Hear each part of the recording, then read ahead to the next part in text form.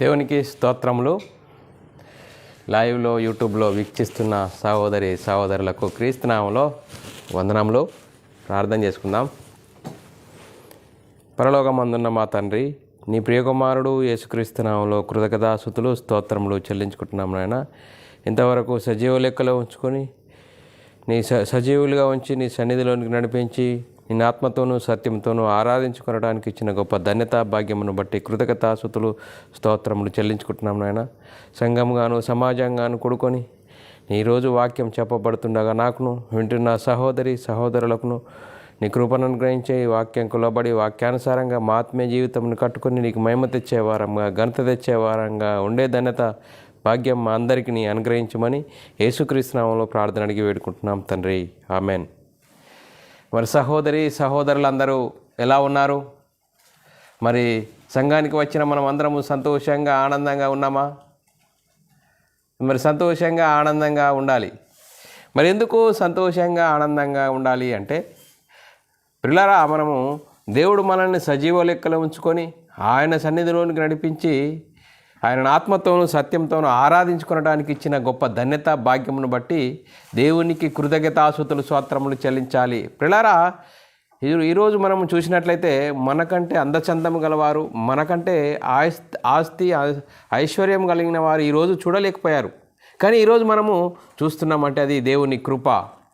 పిల్లరా, అందుకోసమే దేవుడు మనల్ని సజీవులుగా ఉంచి ఆయన సన్నిధికి నడిపించి ఆయన ఆత్మతోనూ సత్యంతోనూ ఆరాధించుకోవడానికి సంఘంగాను సమాజంగాను కూడుకోవడానికి ఇచ్చిన గొప్ప ధన్యత భాగ్యమును బట్టి దేవునికి కృతజ్ఞతాస్తుతులు స్తోత్రములు చెల్లించాలి. ప్రియులారా, మరి ఈరోజు ఫేస్బుక్ ద్వారా కానీ యూట్యూబ్ ద్వారా కానీ మీ చెరువులోనికి వాక్యం తీసుకురావడానికి, మీతో వాక్యం పంచుకోవడానికి దేవుడిచ్చిన గొప్ప ధన్యత భాగ్యమును బట్టి దేవునికి కృతజ్ఞతాస్తుతులు స్తోత్రములు చెల్లించబద్దుడనై ఉన్నాను.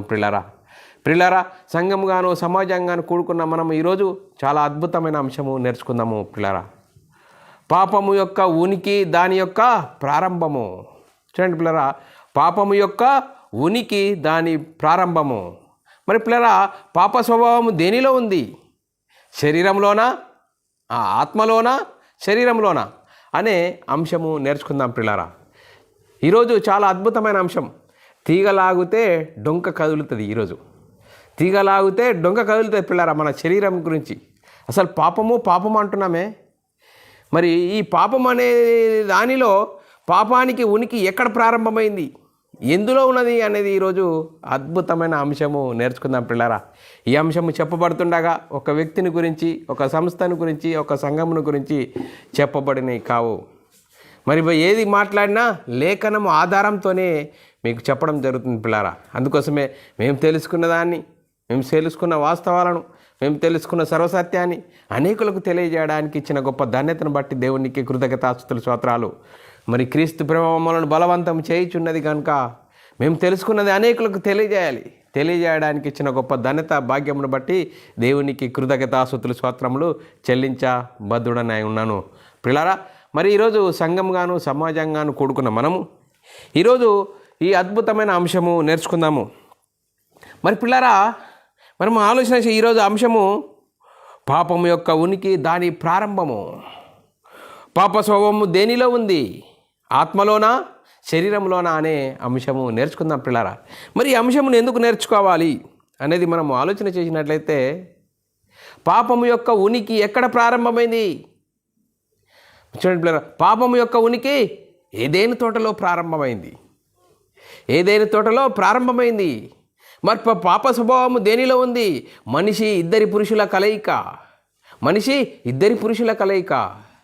బాహ్య పురుషుడు శరీరము, ఆంతర్య పురుషుడు ఆత్మ. మరి ఈ బాహ్య పురుషుడు, ఆంతర్య పురుషుడు అంటున్నామే, శరీరము, ఆత్మ, ఈ రెండిట్లో ఎందులో ఉంది పాప స్వభావము?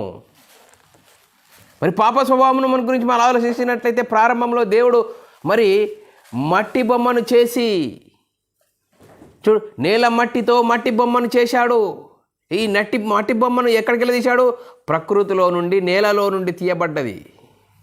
మరి ఈ బొమ్మను చేసి దేవునిలో దేవుడై ఉన్న ఆత్మలో నుండి, చూడండి పిల్లరా, ఇది చక్కగా వినాలి, దేవునిలో దేవుడై ఉన్న ఆత్మలో నుండి జీవవాయువును ఊదగా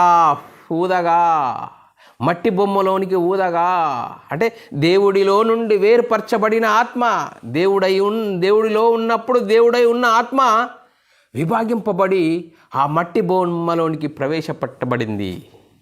మరి మట్టి బొమ్మనే ఆదామా? మట్టి బొమ్మలోనికి ప్రవేశపెట్టిన జీవవాయువు ఆదామా? మనం ఆలోచన చేయాలి. మట్టిలోనికి ప్రవేశపెట్టిన జీవవాయువే ఆదాము. మరి ఈ పాప స్వభావం ఎందులో ఉంది? ఇక్కడ చాలా మనం ఆలోచించాలి. బైబిల్లోని మూల సిద్ధాంతాన్ని మనం అర్థం చేసుకోవాలి. ఇక్కడ బైబిల్లోని మూల సిద్ధాంతం అర్థం చేసుకున్నప్పుడు బైబిల్లోని ఆత్మ సంబంధమైన సంగతులు అర్థమవుతాయి పిల్లరా. మరి మట్టి నుండి దేవుడు ఏం చేయడు? ఆదాముని ఎక్కడి నుంచి తీసాడు? మట్టిలో నుండి, ప్రకృతిలో నుండి మట్టిని తీసి బొమ్మను చేసి, చూడండి పిల్లరా, ఆ మట్టి బొమ్మను చేసి, చూడండి, శరీరం ఎక్కడి నుండి తీయబడ్డది? ప్రకృతిలో నుండి తీయబడ్డది, మట్టిలో నుండి తీయబడ్డది. కాబట్టి శరీరం దేని కోరుకుంటుంది? శరీరాన్ని ఆస్వాదించాలని, శరీరాన్ని ఆపేక్షించాలని, ప్రకృతిని అనుభవించాలని, ప్రకృతిని అంతా అనుభవించాలని కోరుకుంటుంది. అందుకోసమే మేడ్ బై గాడ్, దేవుడు ఎక్కడికి వెళ్ళి నుండి తీశాడు? శరీరాన్ని ప్రకృతిలో నుండి తీశాడు. కాబట్టి ఈ శరీరంలోనే పాప స్వభావం ఉన్నది. ఇది ఆలోచించాలి. అందుకోసమే దేవుడు ఆదాముకు ఆజ్ఞ ఇచ్చాడు. ఆదాముకు ఎందుకు ఆజ్ఞ ఇచ్చాడు? ఈ ప్రకృతిలో నుండి తీయబడిన శరీరంలో పాప స్వభావం ఉన్నది కాబట్టి అందుకోసమే దేవుడు ఆదాముకు ఆజ్ఞ ఇచ్చాడు పిల్లారా. ఈ అద్భుతమైన వాస్తవాలు మనం తెలుసుకోవాలి. ఈరోజు ఈ అద్భుతమైన వాస్తవాలు తెలుసుకుందాం పిల్లారా, లేఖనానుసారంగా. పిల్లారా, మనము మన ఆలోచన చేసినట్లయితే 7 సంఘాలలో మరి అయ్యగారులు, పాస్టర్లు ఏం చెప్తున్నారు? పాపము పాపము పాపము అని చెప్తున్నారు. పాపము అని ఉచ్చరిస్తున్నారు. పాపము అని నమ్ముతున్నారు. పాపాన్ని గురించి బోధిస్తున్నారు. పాపం ఎక్కడి నుండి వచ్చింది, ఎందుకు వచ్చింది, ఎలా వచ్చింది, పాపం ఏడు నుంచి, పాపానికి మూలం ఏంటి అనేది తెలుసుకోలేకపోతున్నారు. మనిషి మరి ఆదాము పాపం చేశాడు. మరి సాతాను అపవాది ఆదామును ప్రేరేపించాడు. ఆదాము అవ్వలు పండు తిన్నారు, ఆజ్ఞను అతిక్రమించారు. అతిక్రమించారు కాబట్టి ఆదాము నుండి వచ్చిన సంతతి అందరూ పాపము చేయకున్నా కానీ పాపులు అంటున్నారు. ఎలా అండి? పాపము చేస్తేనే పాప అవుతాడని బైబిల్ చెప్తుంది. పాపము చేస్తేనే ఆజ్ఞ అతిక్రమమే పాపం వల్ల వచ్చింది మరణము. దేనికి? ఆత్మ మరణము. అద్భుతమైన వాస్తవం తెలుసుకుందాం పిల్లారా. మనిషి జన్మతా పాపి అని బోధిస్తున్నారు కూడా, నమ్ముతున్నారు పిల్లారా. మనిషి జన్మతా పాపి అని పాపం గురించి మరి సంపూర్ణ అవగాహన లేదని మనము అర్థం చేసుకోవాల్సిన అవసరం ఎంతైనా ఉంది. మనం ఆలోచన చేసినట్లయితే పాపం యొక్క ఉనికి ప్రారంభం ఎక్కడ అని ఆలోచన చేసినట్లయితే పిల్లరా కొన్ని ప్రశ్నలు వేసుకుందాం. ఇప్పుడు పాపం యొక్క ఉనికి, దాని ప్రారంభం ఎక్కడ ప్రారంభమైంది? పాపం యొక్క ఉనికి, దాని ప్రారంభము ఏదైనా తోటలో ప్రారంభమైంది పిల్లరా. పాపానికి మూలం ఏంటి అనేది ప్రశ్నించుకున్నట్లయితే జవాబు పాపానికి మూలము ఆజ్ఞ అతిక్రమే. పాపానికి మూలము ఆజ్ఞ అతిక్రమమే. ఇంకొక ప్రశ్న వేసుకుందాము, పాపము ఆరోపించడానికి కారణం ఏంటి? జవాబు పిల్లరా, పాపము ఆరోపించడానికి కారణము ఆజ్ఞ అతిక్రమమే పాపము. చిన్న పిల్లరా, మనం ఆలోచన తెలుసుకుందాం పిల్లరా. ఇలా లేఖనాలను విభజన చేసి ఆత్మ సంబంధమైన సంగతులతో సాత్వికంతో మనం ఆలోచన చేసినప్పుడు వాక్యం మనకు అద్భుతంగా అర్థమవుతుంది పిల్లరా. మనం ఆలోచన చేసినట్లయితే ఒక మనుషుని నుండి పాపము ద్వారా మరణము లోకములోనికి ఎలా ప్రవేశించెనో అని రాయబడ్డది పిల్లరా. రోమీయులకు రాసిన పత్రిక 5వ అధ్యాయం 12వ వచనంలో రాయబడ్డది. ఇట్లుండగా ఒక మనిషిని ద్వారా పాపము ద్వారా మరణము లోకములో ఎలాగూ ప్రవేశింపబడెనో, మనుషులందరూ పాపము చేసినందున మరణము అందరికీ సంప్రాప్తమాయెను. చూడండి పిల్లరా, బైబిల్ ఏం చెప్తుంది? పాపము చేస్తే పాపి అవుతాడని చెప్తుంది. చూడండి పిల్లరా, పాపము చేస్తే పాపి అవుతాడు. మనుషులందరూ పాపము చేసినందున మరణము అందరికీ సంప్రాప్తమాయెను. చూడండి, ఈరోజు నువ్వు పాపివి అని చెప్తున్నా అయ్యగారులు, బోధకులు మరి మూల సిద్ధాంతాన్ని తెలుసుకుంటలేరు. ఆదాము మట్టి బొమ్మనే ఆదామా? మట్టిలో ప్రవేశపెట్టిన జీవవాయువు ఆదామా? చూడండి పిల్ల, ఈ శరీరమును ఎక్కడి నుండి తీశాడు? మట్టిలో నుండి తీయబడ్డది, ప్రకృతిలో నుండి తీయబడ్డది. కాబట్టి శరీరము ప్రకృతిని ఆస్వాదించాలని, ప్రకృతిని అనుభవించాలని కోరుకుంటుంది. ఈ శరీరంలోని పాప స్వభావం ఉన్నదన్న మూల సిద్ధాంతాన్ని తెలుసుకోలేకపోతున్నారు. మరి ఆత్మ ఎక్కడి నుండి వచ్చింది? దేవునిలో దేవుడై ఉన్న ఆత్మలో నుండి వచ్చింది. ఆత్మ పాపం చేసిందా? కాదు, పరిశుద్ధమైనది. చూడండి, ఈ మూల సిద్ధాంతాన్ని మనం తెలుసుకోవాలి. ఈ మూల సిద్ధాంతాన్ని తెలుసుకున్నప్పుడు బైబుల్ చాలా అద్భుతంగా అర్థం చేసుకుంటాము. అర్థం చేసుకొని అన్వయించుకొని మన బ్రతుకులు అన్వయింపజేసుకుంటాం పిల్లరా. మనం ఆలోచన చేసుకుందాం పిల్లరా. మరి పాపం యొక్క ఉనికి ఎక్కడ ప్రారంభమైందంటే తెలుసుకున్నాం పిల్లరా. పాపానికి మూలం ఏంటి? పాపం ఆరోపించడానికి కారణం ఏంటి అనేది మనం తెలుసుకుందాం పిల్లరా. మనం ఆలోచన చేయాలి. పాపం గురించి మరి అందరూ చెప్తున్నది ఏంటంటే పిల్లరా, పాపం గురించి అందరూ చెప్తున్నది ఏంటంటే, చూడండి పిల్లరా, ఆదాము మంచి చెడ్డలను ఫలమును తిన్న తర్వాత నుంచి మరి చూడండి, ఆదమవ్వలు మరి మంచి చెడ్డలు ఫలము తిన్న తర్వాత నుంచి అక్కడి నుంచే మనం ఆలోచిస్తున్నారు. కానీ మరి ఆదామును ఎక్కడి నుండి తీశాడు? ఆదామును మట్టి బొమ్మను ఎక్కడి నుండి తీశాడు? శరీరాన్ని ఎక్కడి నుండి తీశాడు? ప్రకృతిలో నుండి తీశాడు, మట్టిలో నుండి తీయబడ్డది. మరి మేడ్ బై గాడ్, దేవుడు చేసినప్పుడే శరీరంలో పాప స్వభావం ఉన్నది అనేది తెలుసుకోవాల్సిన అవసరం ఎంతైనా ఉంది. అందుకోసమే ఆదాము దగ్గరికి అపవాది వచ్చాడు. ఆదాము ఆజ్ఞను అతిక్రమింపజేశాడు. కాబట్టి ఆదాము తప్పు చేశాడు. ఆదాము తప్పు చేశాడు కాబట్టి ఆదాము నుండి వచ్చిన పిల్లలందరూ మరి పాపం చేశారు, పాపులని చెప్తున్నారు పిల్లారా. ఈ బోధ చాలా మరి బైబిల్ సిద్ధాంతానికి తప్పు పిల్లరా. బైబిల్ ఏం చెప్తుంది? ఆదామును శరీరమును మట్టిలో నుండి తీయబడ్డది, ప్రకృతిలో నుండి తీయబడ్డది. కాబట్టి శరీరము ప్రకృతిని ఆస్వాదించాలని, ప్రకృతిని అనుభవించాలని ఉంటుంది. కాబట్టి దేవుడు ప్రారంభంలోనే ఆ మట్టి బొమ్మను చేసినప్పుడే శరీరంలోనే పాప స్వభావం ఉన్నది అని బైబిల్ చెప్తుంది. చూడండి పిల్లరా, మనం ఆలోచన చేయాలి. మరి అయితే పిల్లరా, మరి పాపం యొక్క ఉనికి, దాని ప్రారంభము ఇప్పుడు మనము నేర్చుకుందాం పిల్లరా. నేర్చుకుంటే పిల్లరా అద్భుతం పిల్లరా. మనిషి జన్మత పాపి కాదు. మనకు తెలుసుకోవాలంటే పిల్లరా మనము అద్భుతంగా ఆలోచించాలి. మనిషి ఇద్దరి పురుషుల కలయిక అని బైబిల్ చాలా చక్కగా చెప్తుందండి. మరి 2 కొరింథీయులకు రాసిన పత్రిక 4వ అధ్యాయం 6వ వచనంలో చాలా చక్కగా రాబడ్డది. మా బాహ్య పురుషుడు కృషించుచున్నను, అంతర్య పురుషుడు దినదినము నూతనం పరచబడుచున్నాడు. పిల్లరా, మరి మనం ఆలోచన చేయాలి. బాహ్య పురుషుడు అనగా శరీరము, ఆంతర్య పురుషుడు అనగా ఆత్మ. ఇద్దరి పురుషుల కలయిక మనిషి. బాహ్య పురుషుడు ఎక్కడ ప్రారంభమైండో, బాహ్య పురుషుడు ప్రారంభము ఎలా జరిగింది? చూడండి పిల్లరా, బాహ్య పురుషుడు ప్రారంభం ఎలా జరిగింది? పాప స్వభావము అనేది ఎవరిలో ఉంది? చూడండి పిల్లరా, మరి బాహ్య పురుషుడు ఎక్కడ ప్రారంభమయ్యాడు, ఆంతర్య పురుషుడు ఎక్కడ ప్రారంభమయ్యాడు, ఎప్పుడు ప్రారంభమయ్యాడు అనేది మనం ఆలోచన చేసినట్లయితే మరి ఈ రెండిట్లో మనిషి ఇద్దరి పురుషుల కలయిక. ఈ ఇద్దరి పురుషుల శరీరము, ఆత్మ, ఆంతర్య పురుషుడు, బాహ్య పురుషుడు, ఇద్దరిలో పాప స్వభావము ఎవరిలో ఉంది? బాహ్య పురుషుల్లోనా, ఆంతర్య పురుషుల్లోనా అనేది మనం ఆలోచన చేసినట్లయితే పాప స్వభావము అనేది ఎవరిలో ఉంది? బాహ్య పురుషుల్లోనా, ఆంతర్య పురుషుల్లోనా అని మనం తెలుసుకోవాల్సిన అవసరం ఎంతైనా ఉంది పిల్లారా. మరి నేను అంటే ఏంటి? మనం ఇక్కడ ఆలోచన చేయాలి. నేను అంటే ఏంటి? బాహ్య పురుషుడా, ఆంతర్య పురుషుడా? నేను అంటే అంటున్నామే. మరి పిల్లల నా తల, నా కళ్ళజోడు, నా చెయ్యి అంటున్నామే పిల్లరా. మరి నేను అంటే ఏంటి? నా కళ్ళజోడు అంటున్నాము, నా తల అంటున్నాము, నా చెయ్యి అంటున్నాము. నువ్వెవరు? నా ఒంట్లో బాగలేదండి, ఈరోజు నా ఒళ్ళంతా బాగా జ్వరం వచ్చినట్లుగా ఉంది, నొప్పిగా ఉంది అంటున్నావు. మరి నువ్వెవరు? నా ఒళ్ళు అంటున్నావు, నా కళ్ళజోడు అంటున్నావు, నా తల అంటున్నావు, నా చెయ్యి అంటున్నావు. నువ్వెవరు? చూడండి, మనం ఆలోచన చేయాలి. బాహ్య పురుషుడు అంటే శరీరము, ఆంతర్య పురుషుడు అంటే నేను అంటే ఆత్మ అనేది ఇక్కడ మనకు చాలా చక్కగా అర్థమవుతుంది. ఇద్దరిలో పాప స్వభావం ఎవరిలో ఉంది అనేది మనము ఆలోచన చేస్తున్నాం పిల్లరా. మరి పాప స్వభావము అంటే బాహ్య పురుషుడు, శరీరము. ఈ బాహ్య పురుషుడిలో పాప స్వభావం ఉంది అని బైబిల్ చాలా చక్కగా చెప్తుంది పిల్లరా.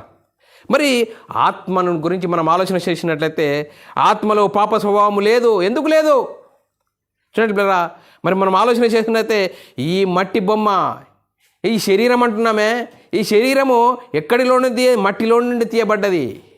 ఈ మట్టి బొమ్మలోనికి రాకమునుపు ఎక్కడ ఉన్నది ఆత్మ? మనం ఆలోచన చేసినట్లయితే మట్టి బొమ్మలోనికి ఈ ఆత్మ మరి ఎక్కడి నుండి వచ్చింది? గాలిలో నుండి వచ్చిందా? చాలామంది గాలిలో నుండి వచ్చిందా? మరి ఎక్కడి నుండి వచ్చింది ఈ ఆత్మ? ఒకప్పుడు ఎక్కడ ఉండేది? ఎక్కడ ఉండేది?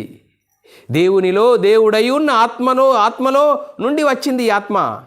అందుకోసమే వాక్యం చాలా చక్కగా చెప్తుంది. ఆదికాండము 2వ అధ్యాయము 7వ వచనంలో, దేవుడైన యెహోవా నేల మంటితో నరుని నిర్మించి, చూడండి పిల్లరా, దేవుడైన యెహోవా నేల మంటితో నరుని నిర్మించి వాని నాసికా రంధ్రమంలో జీవవాయువును ఊదగా నరుడు జీవాత్మాయను. చూడండి పిల్లరా, దేవుడు మట్టి బొమ్మను చేశాడు. మట్టి బొమ్మను చేశాడు. ఈ మట్టి బొమ్మను దేనిని చూడు, దేని నుండి తీశాడు? ప్రకృతిలో నుండి తీశాడు పిల్లరా. మరి ఈ మట్టి బొమ్మలోనికి జీవవాయువును ఊదాడు దేవుడు. మరి మట్టి బొమ్మలోనికి జీవవాయువును ఊదాడు. దేవునిలో దేవుడై ఉన్న ఆత్మలో నుండి విభాగింపబడి ఇలా ఊదాడు. చూడండి పిల్ల, మట్టి బొమ్మలోనికి పెట్టక మునుపు ఈ జీవవాయువు ఎక్కడ ఉండేది? దేనిలో ఉండేది? చూడండి పిల్ల, దేని దగ్గర ఉండేది అనేది మనం ఆలోచన చేసినట్లయితే, మరి దేవునిలో ఉండేది. దేవునిలో ఉండేది కాబట్టి దానిని ఏమనాలి? దేవుడు అనాలి పిల్లరా.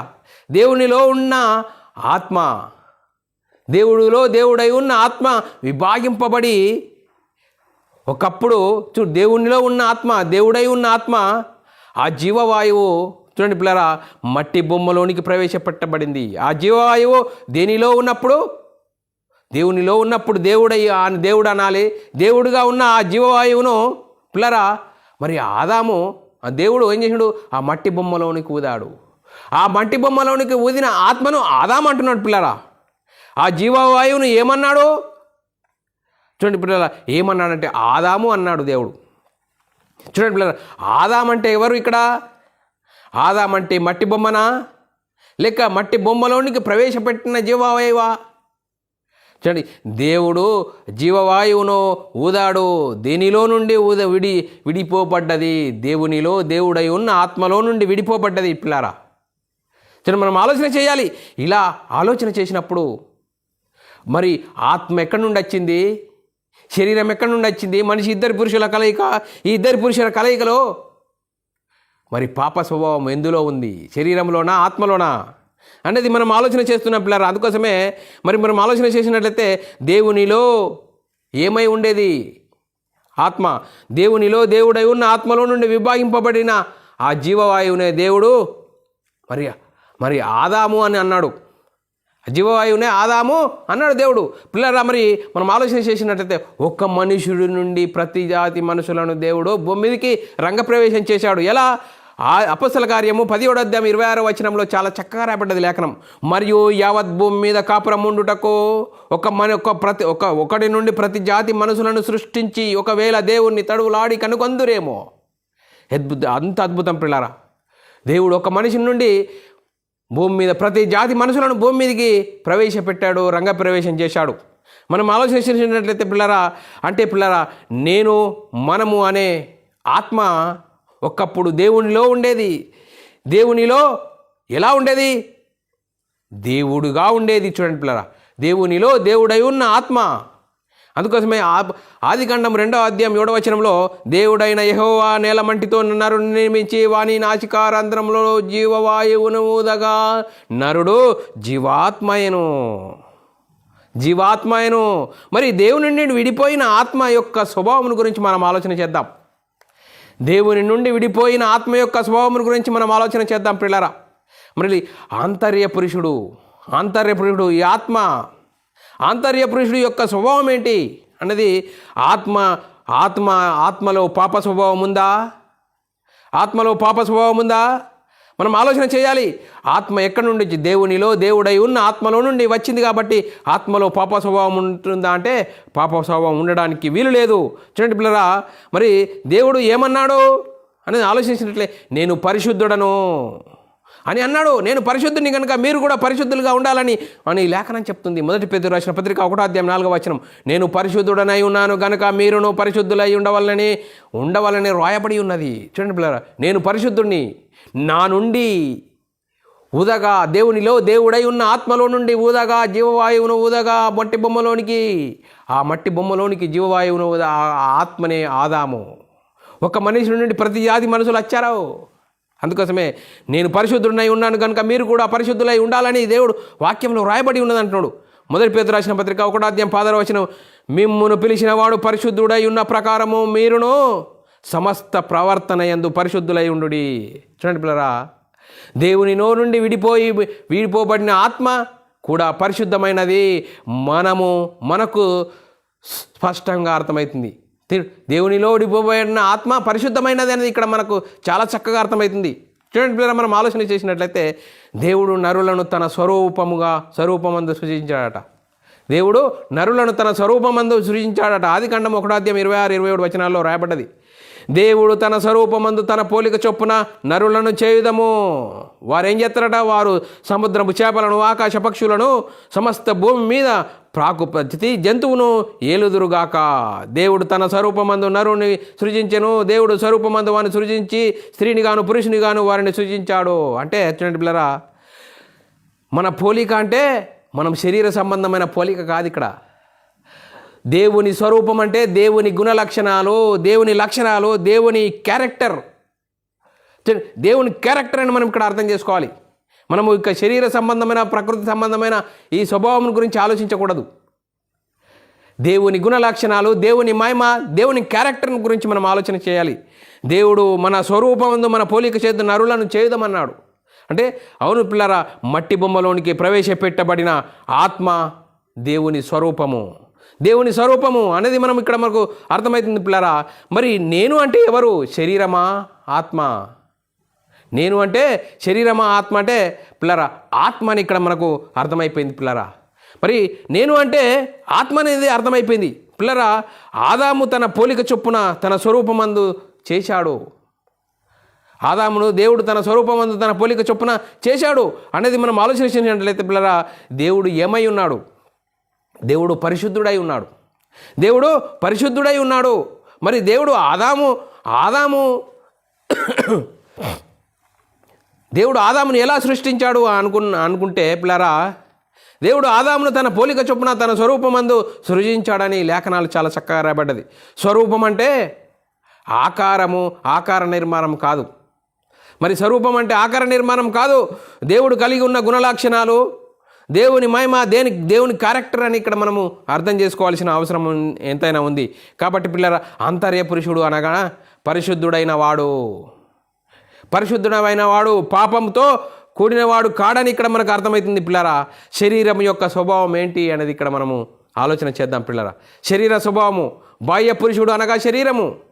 మరి పిల్లరా, ఈ శరీరం గురించి, శరీరం ఎక్కడి నుండి తీయబడింది?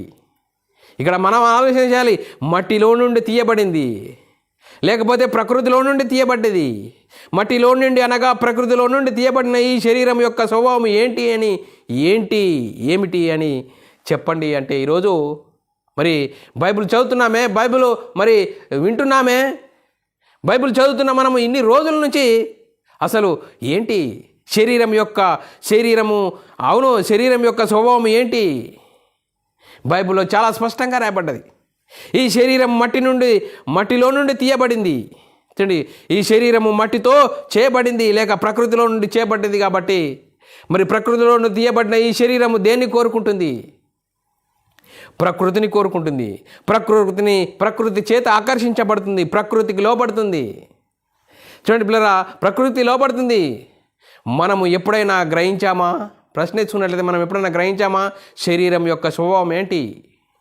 శరీరం స్వభావం ఏంటంటే, ఈ శరీరము దేవుని చిత్తాన్ని జరిగించినటువంటిది. శరీరము దేవుని చిత్తాన్ని వ్యతిరేకిస్తుంది. వ్యతిరేకంగా జరిగిస్తుంది. శరీరము చూడండి, శరీరాన్ని దేవుని మాట వినదు అసలే.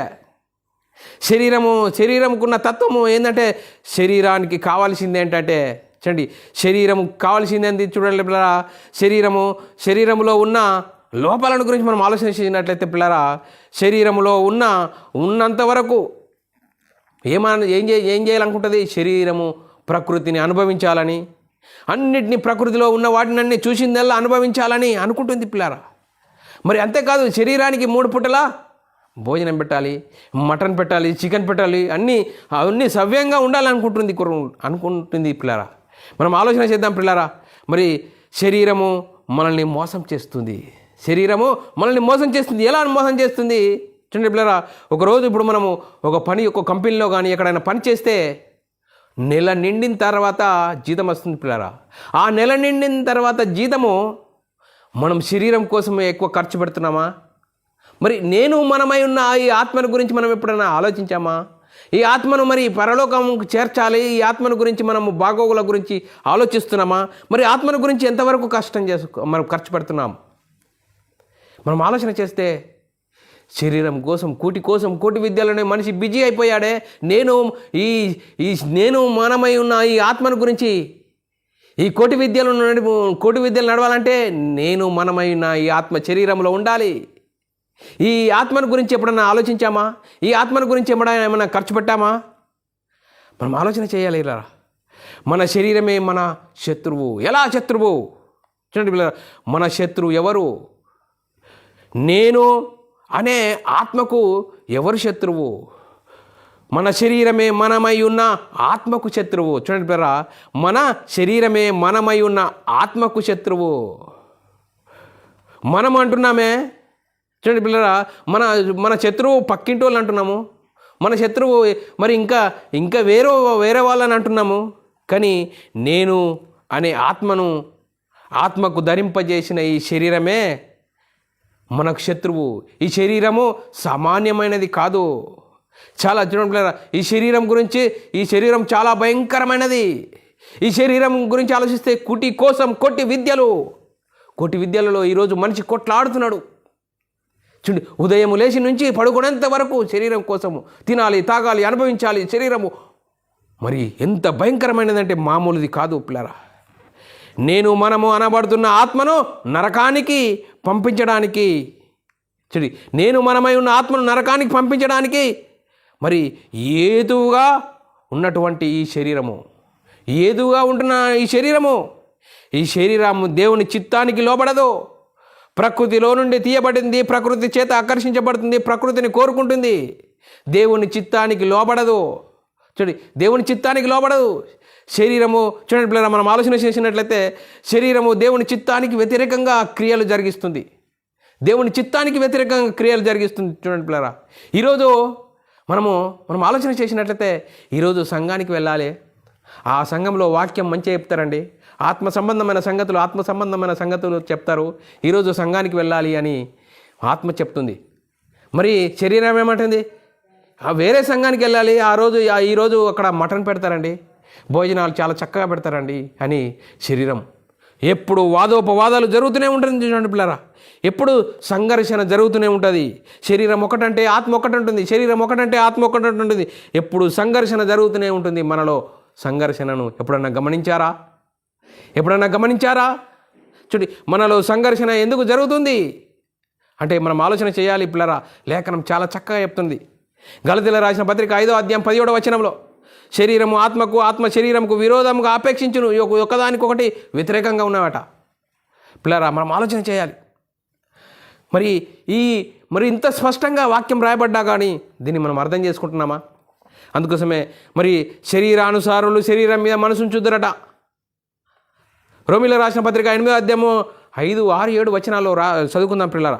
శరీరానుసారులు శరీరం మీద మనసు ఉంచుదురు, ఆత్మానుసారులు ఆత్మ మీద మనసు ఉంచుదురు. శరీరానుసారమైన మనసు మరణము. చూడండి, శరీరానుసారమైన మనసు మరణము, ఆత్మానుసారమైన మనసు జీవము, సమాధానమై ఉన్నది. ఎలా అనగా శరీరానుసారమైన మనసు దేవునికి విరోధమై ఉన్నది, అది దేవుని ధర్మశాస్త్రమునకు లోబడదు. చూడండి పిల్లరా, దేవుని ధర్మశాస్త్రమునకు లోబడనదు, ఎంత మాత్రము లోబడనేరదట. చూడండి పిల్లరా, ఎంత భయంకరమైనది. ఆత్మకు వ్యతిరేకంగా మన శరీరమే మన ఎన్నో పోరాటాలు జరుగుతున్నది. అందుకోసమే నేను అనే ఆత్మకు లేదా ఆదాము అనే ఆత్మకు దేవుడు ధరింపజేసిన శరీరము పాప స్వభావము కలిగి ఉన్నది.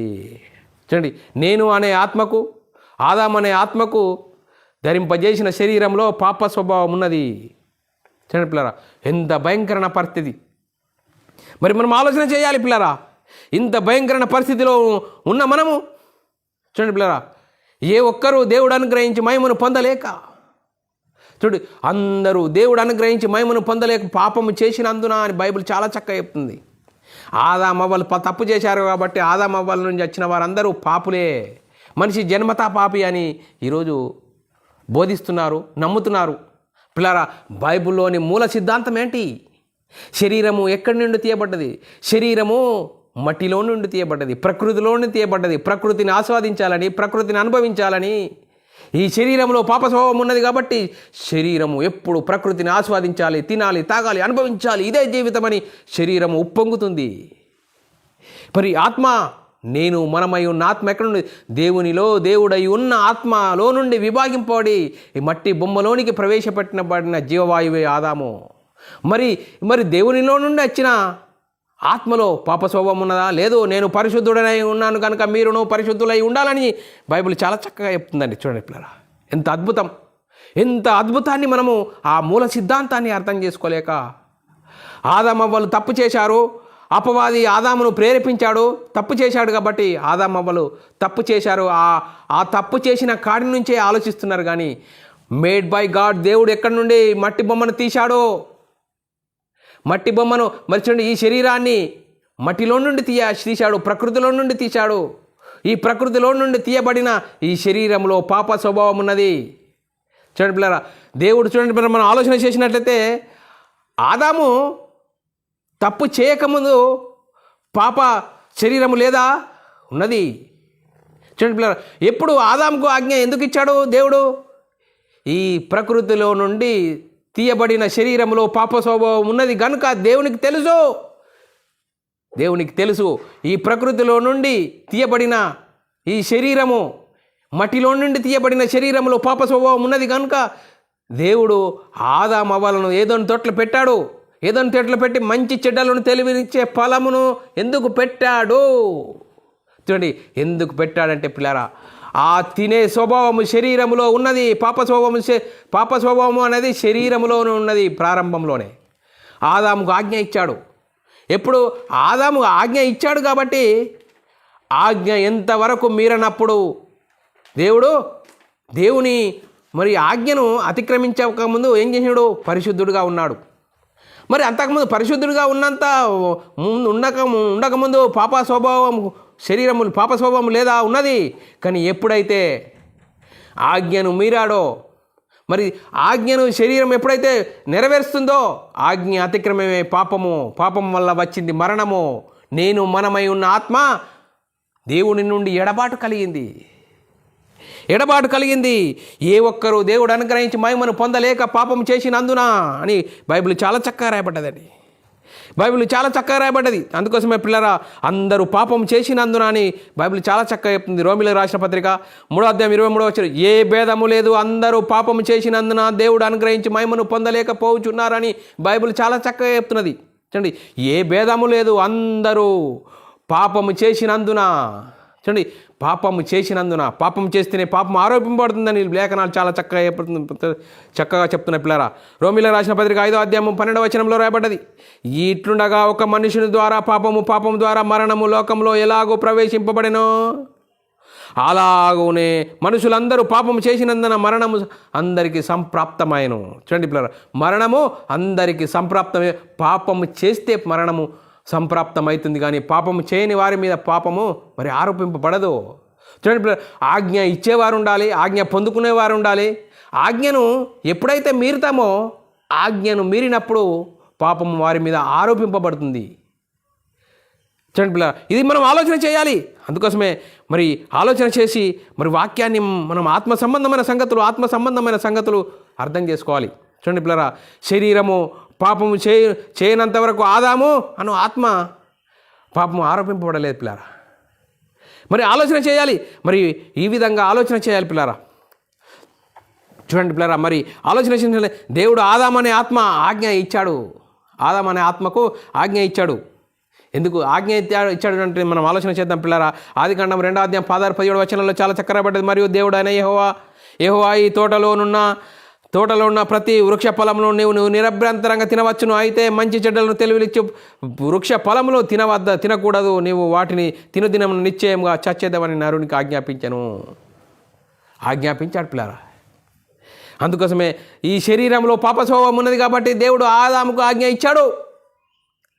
ఆజ్ఞను ఎప్పుడు మీరాడంటే చూడండి పిల్ల, ఆదాము మరి దేవుని ఆజ్ఞను, దేవుని మాటను హృదయంలో నుంచి ఎప్పుడైతే మరి సాతాను వచ్చి దొంగిలించాడో, ఎప్పుడైతే దేవుని ఆజ్ఞను మీరాడో, ఆజ్ఞ అతిక్రమే పాపంలో వచ్చింది మరణము. అందుకోసమే పిల్లారా, యేసుక్రీస్తు మరి ఈ లోకానికి వచ్చాడు పిల్లారా. ఈ లోకానికి వచ్చి ఏం చెప్తున్నాడు యేసుక్రీస్తు? ఏమని చెప్తున్నాడు పిల్లరా? యేసుక్రీస్తు ఈ లోకానికి వచ్చినప్పుడు ఏమని చెప్తున్నాడు? ఎబ్రిల్లో రాసిన పత్రిక 10-5-6-7 వచనాల్లో చాలా చక్కగా రాయబడ్డది. కాబట్టి ఆయన ఈ లోకమందు ప్రవేశించినప్పుడు ఇలాగో చెప్పుచున్నాడు, బలియు అర్పణయు నీవు కోరలేదు గాను నాకు ఒక శరీరం అమర్చితివి. ఎందుకు అమర్చాడు? పూర్ణ హోమములు పాప పరిహార బలులు నీకు ఇష్టమైనవి కావు. అప్పుడు నేను గ్రంథపు చుట్టలో నన్ను గురించి వ్రాయబడిన ప్రకారం దేవాని చిత్తం నెరవేర్చుటకు ఇదిగో నేను వచ్చి ఉన్నాను. చూడండి పిల్లరా, ఎందుకు వచ్చాడో? ఏ ఒక్కరు నీతిమంతులు లేరు. దేవుడు అనుగ్రహించి మహిమను పొందలేని సమయంలో, అందరూ పాతాళానికి జోగాడుతున్న సమయంలో, నరకానికి జోగాడుతున్న సమయంలో దేవుడు తన సొంత కుమారుని పాప శరీరాకారంతో నాలాంటి శరీరంతో వచ్చాడు యేసుక్రీస్తు. చూడండి పాపాన్ని చేయలేడు. చూడండి దేవుని చిత్తాన్ని నెరవేర్చాడు. ధర్మశాస్త్రం అందరినీ పాపములో బంధించింది. ఆ బంధించిన వారిని విడిపించడానికి దేవుడు తన సొంత కుమారుని పాప శరీరాకారంతో ఆయన శరీరమందు పాపమునకు శిక్ష విధించాను. యేసుక్రీస్తు వచ్చాడు, ధర్మశాస్త్ర కాలంలో వచ్చాడు, ధర్మశాస్త్రానికి లోబడ్డాడు, ధర్మశాస్త్రం అనుసరించాడు, ధర్మశాస్త్రాన్ని సిలువలో కొట్టివేశాడు.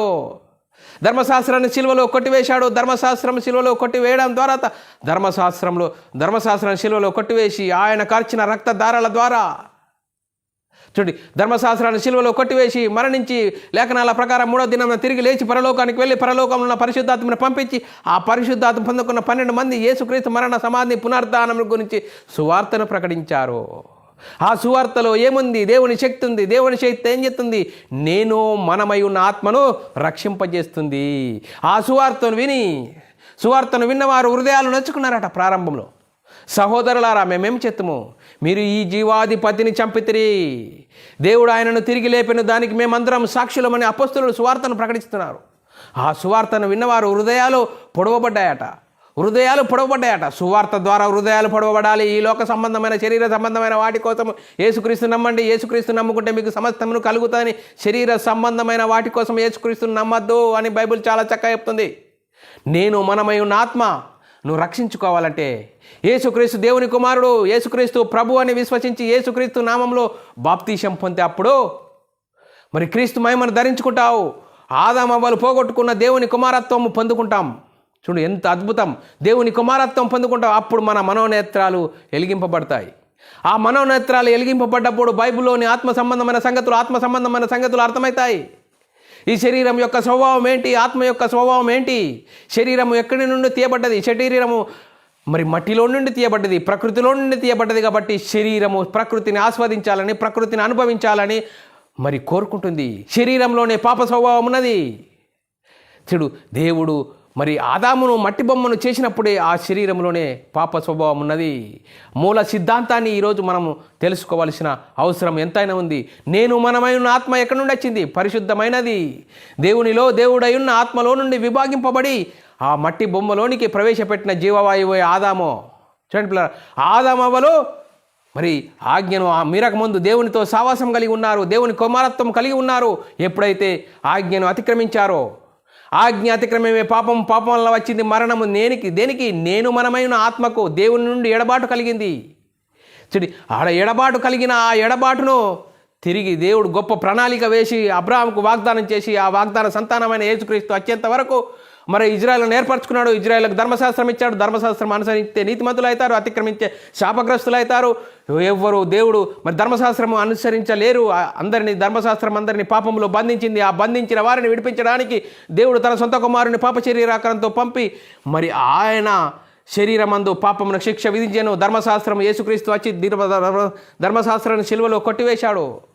చూడి, ఆయన మరణించి సిలువలో మరణించి సమాధి చేసి 3వ దినాన తిరిగి లేచి పరలోకానికి వెళ్ళి పరలోకంలో పరిశుద్ధాత్మను పంపించి ఆ పరిశుద్ధాత్మను పొందుకున్న 12 మంది యేసుక్రీస్తు మరణ సమాధి పునరుద్ధానం గురించి సువార్తను ప్రకటించారు. ఆ సువార్తలో ఏముంది? దేవుని శక్తి ఉంది. నేను మనమై ఉన్న ఆత్మను రక్షింపజేస్తుంది.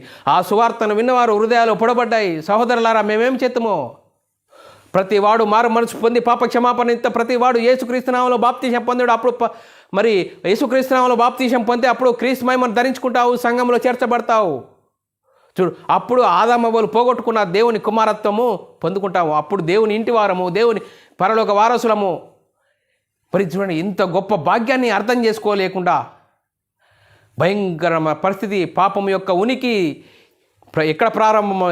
ఏదైనా తోటలో ప్రారంభమైంది. పాప స్వభావం ఎందులో ఉంది? శరీరంలోనా, ఆత్మలోనా? శరీరంలోనే ఉంది. చూడండి పిల్లరా, ఎంత వాస్తవం దాగి ఉంది. ఈ వాస్తవం మూల సిద్ధాంతం ఈరోజు క్రైస్తవ సమాజము తెలుసుకోలేకపోతుంది. ఆదాము అవ్వలు తప్పు చేశారు, అక్కడి నుంచి ఆలోచిస్తున్నారు. మరి ఆదామనే ఈ మట్టి మరి చూడండి, శరీరాన్ని మట్టిలో నుండి తీయబడ్డది, ప్రకృతిలో నుండి తీయబడ్డది, శరీరంలోనే పాప స్వభావం ఉన్నది. చూడండి, ఈ పాప స్వభావము శరీరంలోనే ఉంది, ఆత్మలో లేదు. ఎప్పుడైతే దేవుని ఆజ్ఞను మీరాడో ఆ ఆజ్ఞతకమే పాపం వలన వచ్చింది మరణము, ఆత్మ మరణం. చూడండి, దేవుని నుండి ఎడబాటు ఎప్పుడు మళ్ళీ తిరిగి ఎప్పుడు కట్టుకుంటాము? చూడండి, ధర్మశాస్త్రం యేసుక్రీస్తు సిలువలో కొట్టివేశాడు. అందరి కోసం యేసుక్రీస్తు ధర్మశాస్త్రం సిలువలో కొట్టివేసి అందరి కోసం యేసుక్రీస్తు సిలువలో మరణించాడు, సమాధి చేపట్టాడు, తిరిగి లేచి పరలోకానికి వెళ్ళి పరలోకంలో పరిశుద్ధాత్మను పంపిస్తే ఆ పరిశుద్ధాత్మను పొందుకున్న 12 మంది యేసుక్రీస్తు మరణ సమాధి పునరుద్ధానం గురించి సువార్తను ప్రకటించారు. ఆ సువార్తలో ఏముంది? దేవుని శక్తి ఉంది. దేవుని శక్తి నేను మనమై ఉన్న ఆత్మను రక్షింపజేస్తుంది. చూడండి పిల్లలు, ఆ సువార్తను విని యేసుక్రీస్తు దేవుని కుమారుడు, యేసుక్రీస్తు ప్రభు అని విశ్వసించి యేసుక్రీస్తు నామములో బాప్తిసం పొందితే అప్పుడు మరి క్రీస్తు మహిమను ధరించుకుంటాము, దేవుని కుమారులము, దేవుని ఇంటివారమయ్యే గొప్ప భాగ్యము. అందుకోసమే పాపము యొక్క ఉనికి ఎక్కడ ప్రారంభమైంది? పాపము యొక్క ఉనికి మరి దేనిలో ఉంది? శరీరంలోనా, ఆత్మలోనా? శరీరంలో ఉంది అని తెలుసుకున్నాం పిల్లరా. మరి ఇంతవరకు చెప్పబడిన లేఖనం ప్రతి ఒక్కరి హృదయంలో నీరు గట్టి ఫలింపజేయను గాక. ఆమెన్. అందరికీ వందనములు, దేవునికి స్తోత్రాలు. ప్రార్థన చేసుకుందాం పిల్లరా. పరలోకమందున్న మా తండ్రి, నీ ప్రియకుమారుడు యేసుక్రీస్తు నామములో కృతజ్ఞతాస్తుతులు స్తోత్రం చెల్లించుకుంటున్నాం నాయన. ఇంతవరకు సజీవ లెక్కలో ఉంచుకొని నీ కృపలో కాపాడుతూ భద్రపరుస్తూ మరి పాపం యొక్క ఉనికి ఎక్కడ ప్రారంభమైంది, మరి పాప స్వభావం శరీరంలో ఉందా, ఆత్మలో ఉందా అనే అంశం ద్వారా ఎన్నో విధాలుగా మాకు హెచ్చరించే విధానం బట్టి స్తోత్రాలు. విన్న వాక్యాన్ని విడిచిపెట్టకుండా విన్న మాటల ప్రకారం మా ఆత్మీయ జీవితంలో కట్టుకొని నీకు మహిమ తెచ్చేవారంగా, ఘనత తెచ్చేవారంగా ఉండే ధన్యత భాగ్యం అందరికీ అనుగ్రహించినందుకు కృతజ్ఞతాస్తుతులు స్తోత్రం చెల్లించుకుంటూ యేసుక్రీస్తు నామములో ప్రార్థన అడిగి పెట్టుకుంటున్నాం తండ్రి. ఆమెన్. సహోదరులారా, మరి ఇలాంటి అంశాలు వినాలనుకుంటున్నారా? మరి యూట్యూబ్ ఛానల్లో BW academy, Bible wisdom academy అని సబ్స్క్రైబ్ చేసుకోండి. మీరు వినండి, అనేకులకు షేర్ చేయండి. మీ వ్యక్తిగత ప్రార్థనలో మా పరిచర్య నిమిత్తం ప్రార్థనలో జ్ఞాపకం చేసుకోవాల్సిందిగా క్రీస్తు ప్రేమను బట్టి బతిమాలకు వచ్చినాను. అందరికీ వందనములు, దేవునికి స్తోత్రాలు.